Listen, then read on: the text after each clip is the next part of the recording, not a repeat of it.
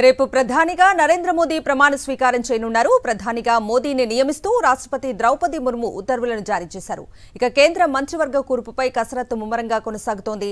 NDA భాగస్వామి పక్షాల అధినేతలతో JP Nadda, Amit Shah, Rajnath Singh విడివిడిగా సమావేశమయ్యారు.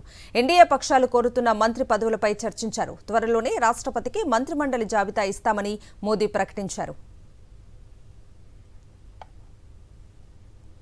ఇక ఇదే అంశానికి సంబంధించిన పూర్తి అప్డేట్స్ ని అందించడానికి ఢిల్లీ నుంచి మా ప్రతినిధి వెంకటేష్ లైవ్ లో జాయిన్ అవుతున్నారు. వెంకటేష్, మూడోసారి నరేంద్ర మోడీ ప్రభుత్వం కొలువుదీరబోతోంది. రేపు సాయంత్రం 7:15 నరేంద్ర మోడీ మూడోసారి ప్రధానమంత్రిగా పదవీ ప్రమాణ స్వీకారం చేయబోతున్నారు. అందుకు సంబంధించినటువంటి ఏర్పాట్లన్నీ ముమ్మరంగా కొనసాగుతున్నాయి. నిన్ననే ప్రధానమంత్రి నరేంద్ర మోడీని డెసిగ్నేటెడ్ ప్రైమ్ మినిస్టర్గా నియమిస్తూ రాష్ట్రపతి ద్రౌపది ముర్ము ఉత్తర్వులు ఇచ్చారు. అలాగే మంత్రిమండలి జాబితా కూడా ఇవ్వాలని ఆమె కోరిన నేపథ్యంలో మంత్రిమండలి ఏర్పాటు సంబంధించినటువంటి కసరత్తు ముమ్మరంగా కొనసాగుతుంది. గత 2 రోజుల నుంచి ఈ కసరత్తు సాగుతుంది. జేపీ నడ్డా నివాసంలో బీజేపీ అగ్రనేతలు రాజ్నాథ్ సింగ్, అమిత్ షా వీరందరూ కూడా ఈ సమావేశంలో ఉన్నారు. అలాగే ఆర్ఎస్ఎస్ సహకార్యవాహగా ఉన్నటువంటి దత్తాత్రేయ హోస్బాలే కూడా ఈ సమావేశంలో ఉంటున్నారు. సో మొత్తానికి బీజేపీ నుంచి ఎవరెవరు మంత్రివర్గంలో ఉండాలి, దీనికి సంబంధించినటువంటి రాష్ట్రాల వారిగా ఉన్నటువంటి జాబితా తెప్పించుకుంటున్నారు. అక్కడ ఉన్నటువంటి ప్రాంతీయ సమీకరణలు, ఆయా వర్గాలకు ఇవ్వాల్సినటువంటి ప్రాధాన్యత, మహిళలకు, ఇలా అనేక అంశాలన్నిటిని కూడా బేరీజు వేసుకొని ఒక సముచిత ప్రాధాన్యం, అన్ని వర్గాలకు సముచిత ప్రాధాన్యం ఇచ్చే విధంగా మంత్రివర్గాన్ని కూర్పు చేస్తున్నటువంటి పరిస్థితి. అలాగే ఇటు భాగస్వామ్య పక్షాలు కూడా ఈ ప్రభుత్వంలో చాలా కీలక పాత్ర పోషించబోతున్నాయి. కాబట్టి భాగస్వామ్య పక్షాలు కోరుకున్నటువంటి శాఖలు ఇచ్చేందుకు కూడా బీజేపీ సిద్ధమయ్యేటువంటి పరిస్థితి ఉంది. సో కీలకమైనటువంటి హోంశాఖ, ఆర్థిక, విదేశాంగ, రక్షణ ఈ 4 మినహాయించి మిగిలిన శాఖల్లో వారు ఏవైతే భాగస్వామ్య పార్టీలు కోరుకుంటున్నారో వాటిని ఇచ్చేటువంటి అవకాశం కనబడుతుంది. తెలుగుదేశం పార్టీకి సంబంధించినంత వరకు ప్రధానంగా రాష్ట్ర అభివృద్ధికి ముడిపడినటువంటి శాఖలను కోరేటువంటి అవకాశం ఉందని టీడీపీ ఎంపీ రామ్మోహన్ నాయుడు చెప్తున్నారు. సో అమరావతి రాజధాని నిర్మాణాన్ని ప్రయారిటీగా టీడీపీ పెట్టుకుంది. సో ఆ నేపథ్యంలో పట్టణాభివృద్ధి శాఖ అడిగేటువంటి అవకాశం ఉందని తెలుస్తుంది. అలాగే పోలవరంని కంప్లీట్ చేస్తామని టీడీపీ నేతలు చెప్తున్న నేపథ్యంలో ఆ మేరకు జలశక్తి శాఖను కూడా కోరేటువంటి అవకాశం ఉందని టీడీపీ వర్గాలు చెప్తున్నటువంటి పరిస్థితి.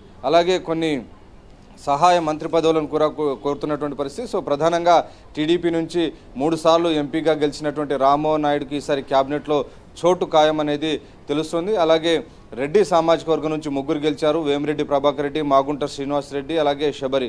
సో ఈ 3లో ఎవరో ఒకరికి ఛాన్స్ దొరికేటువంటి అవకాశం కనబడుతుంది. వాటితో పాటు బీసీ సామాజిక వర్గం నుంచి రాయలసీమ నుంచి పార్థసారథికి అవకాశం దక్కుతుందని చెప్తున్నారు. అలాగే ఇటు ఎస్సీ సామాజిక వర్గం నుంచి బాలయోగి తనయుడు హర్షక్ కానీ, లేదంటే చిత్తూరు ఎంపీగా గెలిచినటువంటి ప్రసాద్ రావుకు, ఈ ఇద్దరిలో ఎవరో ఒకరికి క్యాబినెట్లో కానీ లేదంటే సహాయ మంత్రి పదవులు దక్కేటువంటి అవకాశం కనబడుతుంది. సో మొత్తానికి దాదాపు మంత్రివర్గంలో 5 స్థానాలు కావాలని టీడీపీ కోరుతున్నట్టుగా ఆ పార్టీ వర్గాల నుంచి తెలుస్తుంది. అలాగే డిప్యూటీ స్పీకర్ పదవి కూడా తెలుగుదేశం పార్టీకి ఇస్తారనేటువంటి ఒక ప్రచారం జరుగుతుంది. సో నరేంద్ర మోడీ ఈ భాగస్వామ్య పక్షాలను ఎలా బ్యాలెన్స్ చేస్తారనేది మనం వేచి చూడాలి. అలాగే జేడీయూ బీహార్కి సంబంధించినటువంటి పార్టీ, ఇందులో వీరు కూడా దాదాపు 3 పోర్ట్ఫోలియోలు, ప్లమ్ పోర్ట్ఫోలియోస్ కోరుతున్నట్టుగా తెలిసింది. అలాగే బీహార్లో చాలా రోజుల నుంచి ఆ రాష్ట్రానికి ప్రత్యేక హోదా కావాలనేటువంటి డిమాండ్ ఉంది. ఈ అంశంపైన అనేక సందర్భాల్లో నితీష్ కుమార్ ఆందోళన నిర్వహించిన నేపథ్యంలో ఆ రాష్ట్రానికి ప్రత్యేక హోదా అంశాన్ని కూడా బీహార్ సీఎం నితీష్ కుమార్ పట్టుబడుతున్నారనేటువంటి సమాచారం వస్తుంది. సో ఆ మేరకు బీహార్ అభివృద్ధికి ప్రత్యేక హోదా సీఎం నితీష్ కుమార్ కోరేటువంటి అవకాశాలు మనకు చాలా స్పష్టంగా కనబడుతుంది. ఇక మిగిలినటువంటి చిన్న పార్టీలు అయినటువంటి సింగిల్ డిజిట్తో ఉన్నటువంటి పార్టీలు అయినటువంటి శివసేన, ఎన్సీపీ, ఆర్ఎల్డీ ఈ పార్టీలకు ఒక్కొక్క మంత్రి పదవి ఇస్తారని తెలుస్తుంది. సో మొత్తానికి అన్ని పార్టీలను, భాగస్వామ్య పార్టీలందరినీ కూడా ప్రభుత్వంలో భాగస్వాములను చేయడం ద్వారా వారందరికీ రెస్పాన్సిబిలిటీ షేర్ చేయాలనేటువంటి ఒక ఆలోచనతో నరేంద్ర మోడీ ఉన్నారు. సో పాలనలో కూడా వారందరికీ భాగస్వామ్యం కల్పించే విధంగా ప్రయత్నాలు చేస్తున్నారు.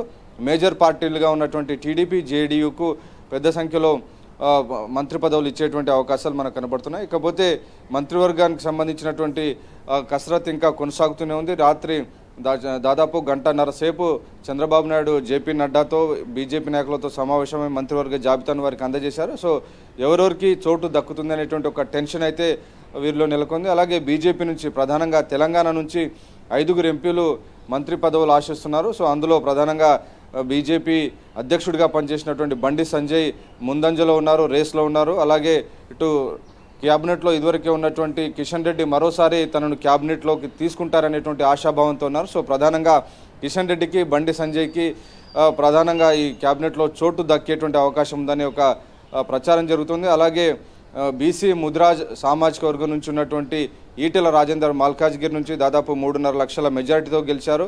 సో ఆయన కూడా మంత్రివర్గంలో చోటు ఆశిస్తున్నటువంటి పరిస్థితి. అలాగే మహబూబ్ నగర్ ఎంపీగా గెలిచినటువంటి డీకే అరుణ కూడా మహిళా కోటాలో తనకు అవకాశం దక్కుతుందని ఆమె ఆశాభావం వ్యక్తం చేశారు. ఇప్పటికే బీజేపీ ప్రభుత్వం 33% రిజర్వేషన్ల బిల్లు తీసుకొచ్చినటువంటి నేపథ్యంలో డెఫినెట్గా ఆ మేరకు 33% కోటా మంత్రివర్గంలో ఉంటుంది. ఆ కోటాలో భాగంగా తనకు మంత్రి పదవి వస్తుందనేటువంటి ఒక ఆశాభావంతో ఆమె కూడా ఉన్నటువంటి పరిస్థితి.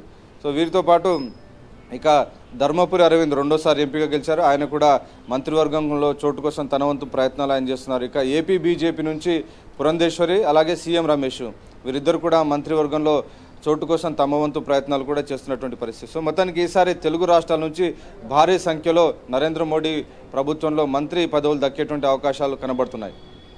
Right Venkatesh, thank you.